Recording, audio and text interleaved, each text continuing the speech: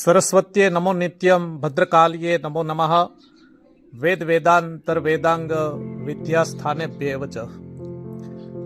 આપણે વિરાસતોમાં વિચરણ એ મારી ચેનલ અંતર્ગત આપણે આજે એક એવા વ્યક્તિત્વને મળવા જઈ રહ્યા છીએ કે જે પ્રાકૃતિક જીવન અને વન્ય સંપદાની વચ્ચે જીવતા નનાતા છે અને છેલ્લા ઘણા વર્ષોથી ગીરની અંદર પ્રાકૃતિક જીવન જીવે છે. આ વન્ય પ્રાણીઓની વચ્ચે એમણે પોતાની કારકિર્દીની મોટા ભાગની જિંદગી પૂરી કરી નાખી છે. કોઈ સુવિધાઓ નહીં, પણ માનવ કલ્યાણની સાથે પ્રાકૃતિક કલ્યાણ અને તમામ લોકોને આશરાનો જે આવકાર છે કે આશરાનો જે ઓડકાર છે એમ સંભાળતા આ પતિ પત્ની એટલે કે નનાતા અને લક્ષ્મીમાં બંને પતિ પત્નીએ અહીંયા પોતાનું જીવન અને જીવન દરમિયાન અનેક લોકોને કોઈ પણ વ્યક્તિ અહીંથી નીકળી હોય, એ પછી કલાકાર હોય કે સામાન્ય માણસ હોય, નનાતાની પાસે આવ્યા વિના રહી નહીં એવા આપણે નનાતાને આજે મળીએ છીએ. દાદા, કેટલા વર્ષોથી આપણે અહીંયા રહ્યો છો? અહીંયા ત્રીજી પેઢી થવા આવ્યા જંગલમાં. અને ખજૂરી નેહમાં લગભગ 50-60 વર્ષ ખજૂરી નેહમાં જ થયા અમારે. અહીંયા સુવિધા તો દાદા કાંઈ નહીં. આ કાંઈ સુવિધા નહીં. અહીંયા બસ આ સોલાર લાવ્યા આ છોકરા હમણાં એ કાંઈ નહીં. પેલા તો ફાનસ ને જૂની પ્રકૃતિ હતી એ જ, બીજું કાંઈ મળે નહીં. પણ હાલીને જવાનું ને હાલીને આવવાનું. પ્રાકૃતિક રીતે જ્યારે માની લ્યો કે વરસાદ આવે, ઠંડી થાય, ઉનાળો થાય, ત્યારે શરીર ટેવાઈ ગયું હોય. હા, એ તો ટેવાઈ ગયું હોય, પછી બીજું કરવાનું શું અહીં થતું હોય. અહીં તો વરસાદ વરસતો હોય, પછી માથે તે તો શેકલા રહેતા હતા, રામનું દાદા ટીંગાના હોય તોય જીવન જીવ્યા. બધી હરીના હાથની વાત છે બાબા. અને આ પશુઓ જે છે અત્યારે એ પ્રાકૃતિક રીતે અહીંયા રહે, પણ આ વન્ય પ્રાણીઓનો કોઈ દાદા ભય ન લાગે? નહીં નહીં, એ તમારી સાથે જાણે એ બધા વન્ય પ્રાણીની હારે તમારા જલમ હોય ને કાંઈ બીક જ ન લાગે.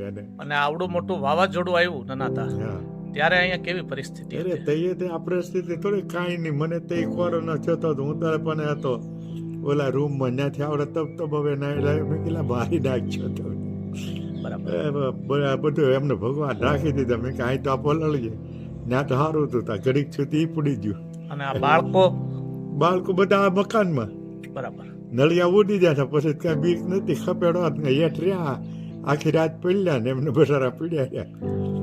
મોટે ભાગે દાદા અહીંયા તો તમારે ત્યાં કથાકારો, કલાકારો, અધિકારીઓ, ફોરેસ્ટ અધિકારીઓ બધા પધારે છે. હા, બધા કોઈ વ્યક્તિ એવી નહીં હોય કે નનાતાને ન ઓળખતી હોય.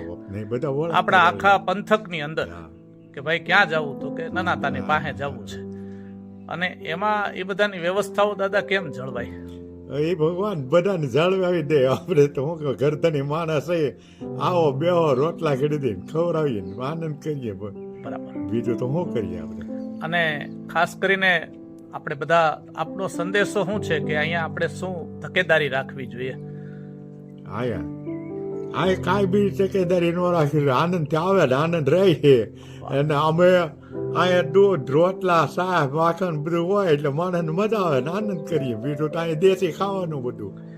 અહીંયા કોણ કોણ બાપ દાદા આવી ગયું છે? આ એક બધા આવે, મોરારીદા બાપુ આવે, એક રમેશભાઈ ઓઝા નથી આવ્યા. બાકીના બધા તમામ સાધુ સંતો, આપણે ચારણ માતાઓ બધા પધાર્યા છે. અને હમણાં આવડે કેવા નાના કથાકાર મોટા છે, એવડા લાલ મહારાજ નામ છે. કેવું છે ગામ, મને અહીંયા નહીં છેડે. નાના હમણાં આવ્યા હતા.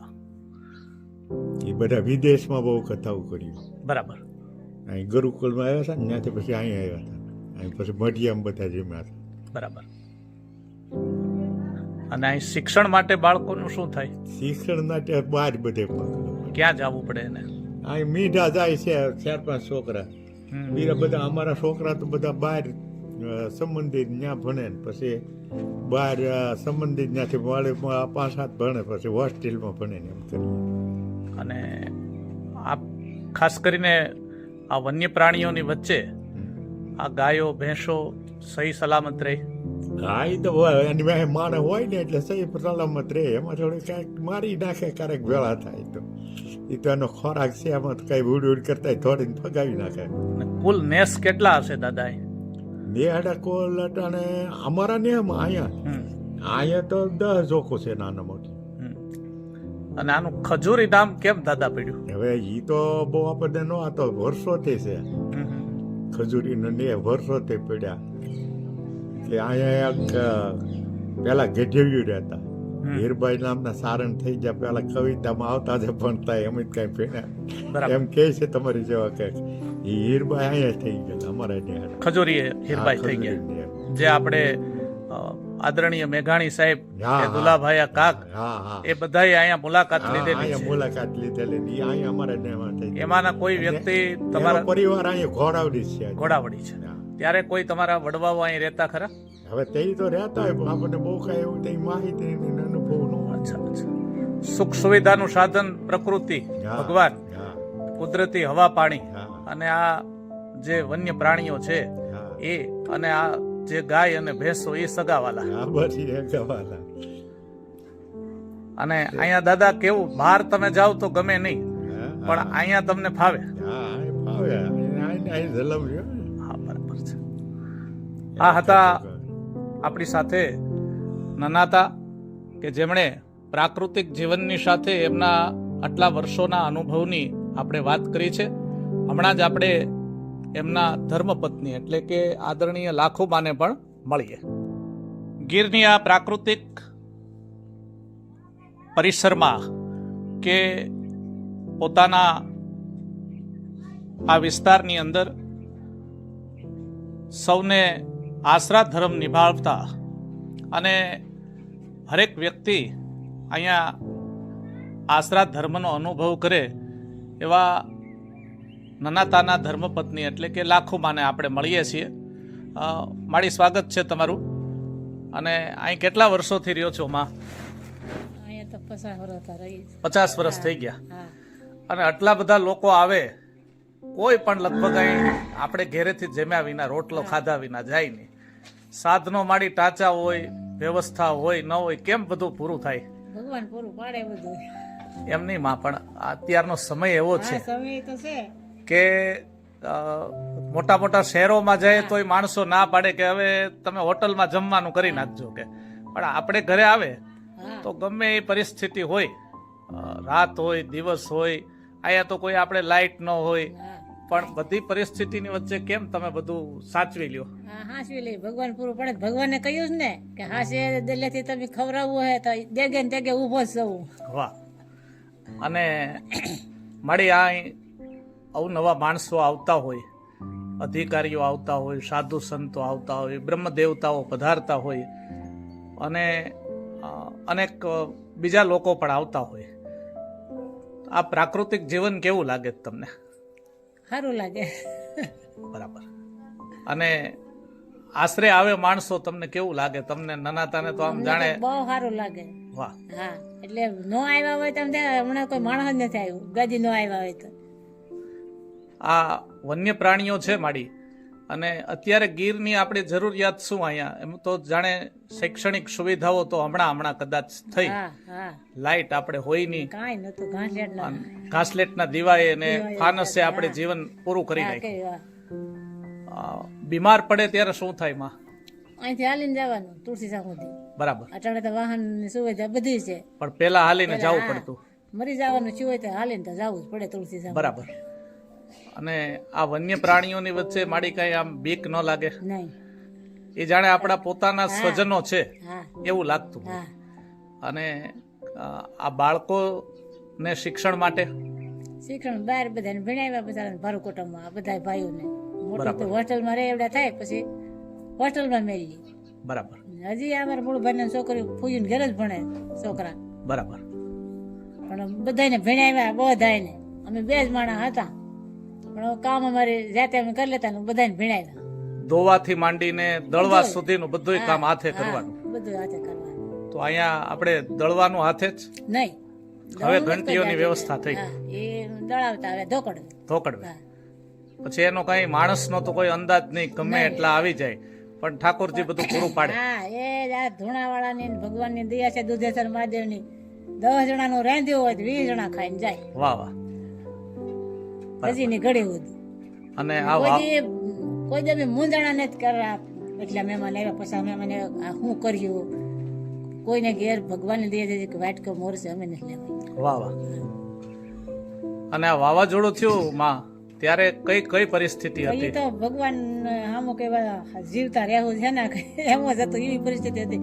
તો આખા ને એમાં કોઈ બસારે સુલામ દેતો નતો નાખ્યો. અમે સુલામાં દેતવા છોકરીઓ ભાણકી હતી અમારા મૂળભાઈ બાઈએ પાણી બધું સુલામાંથી ઉલેસીને તાપ કર્યો સા કર્યો તો છોકરો બસારે આવ્યો કે આ સા હોય જો નહીં કે હું સા વિના મરી જવાની જેને પીવો હોય તો સા કર્યો પીતા જાઓ બરાબર. વાવાઝોડાથી હવારે. અને બાળકો કઈ પરિસ્થિતિમાં હતા? બાળકો તો બસારા તો શેટી માથે વીવડાવ્યા ને માથે મેં મૂળભાઈ છોકરી વસ્તેરી સાનેથી મોટી એ તો હાવ નાની એને ખોળામાં રાખી ખૂબ ઢબુરી રાખી ને પછી તો ઓલા હોલ ત્યાંથી વીડ્યું પછી અહીંયા આવ્યા એ પડી જવાનું છે. પછી છેલ્લા મકાનમાં મૂળભાઈ કે અહીંથી નીકળો બાર મેં કાંઈથી નહીં નીકળો હવે ક્યાં જાય ભગવાનને જે ધારી એ થાય. હવે એક તાલપત્રી મેં બાંધી ગયું તે નળિયા કોઈ ઉડીને આવે વરસાદ આવે તાલપત્રીમાં રહે પછી તાલપત્રી બાંધી મોડું ભાઈ આમ આડા બારણા આડા ઊભો બારણા થોડા રે ઉગડી જાય એમ આખી રાત કાઢી.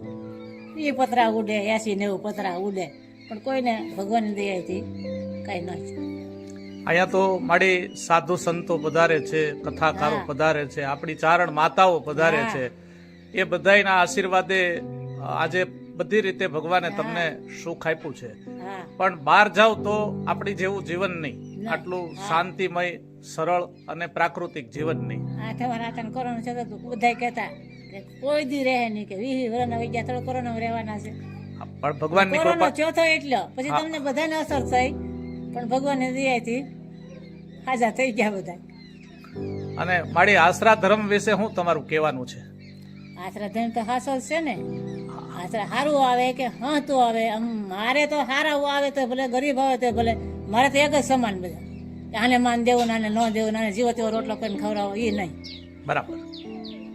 જીવ માત્ર કોઈ પણ આવે હા કોઈ પણ આપણા સમય આવે એટલે આપણે જે રોટલાનો અને આશરાનો જે ધર્મ છે એને રોટલો કોઈ પછી વેચવા વાળા આવે કોઈ આપણે ગીણું મારે લેવા હોય ગીણું લેવા આવે ટાણું હોય તો ખાધા ને કોઈ જવાનું નહીં ખાઈ પછી જાવ. અમે ન ખાઈ ત્યાંથી 2 ભેહો મારા ભાગમાં આવી છે 2 જ ભેહો. એક વાર એ ભેહો દૂધણી હોય ને એક વાર કાંઈ ન હોય દૂધણા નાખું વરખ કાઢવાનું તોય મહેમાન તો આવે આવતા જ ધરતી મહેમાન પણ તો એ ઓછા આવે અટાણ માણસને બહુ ફરવાનું વધી ગયું તો વધારે. આ હતા લાખોમાં જેમણે આ વન્ય સંપદાની વચ્ચે પોતાનો આશરા ધર્મ જાળવીને કોઈ પણ વ્યક્તિ આવે અહીંયા એઠું થયા વિના જાય નહીં અને આશરાનો જે ઓડકાર છે એ આવી હળાહળ કળિયુગની વચ્ચે પણ આ પતિ પત્ની આશરા ધર્મ નિભાવે છે અને આ વન્ય પ્રાણીઓની વચ્ચે પોતાની પશુ સંપદાને સાચવતા સાચવતા માનવતાના મૂલ્યોનું શિક્ષણ પૂરું પાડે છે.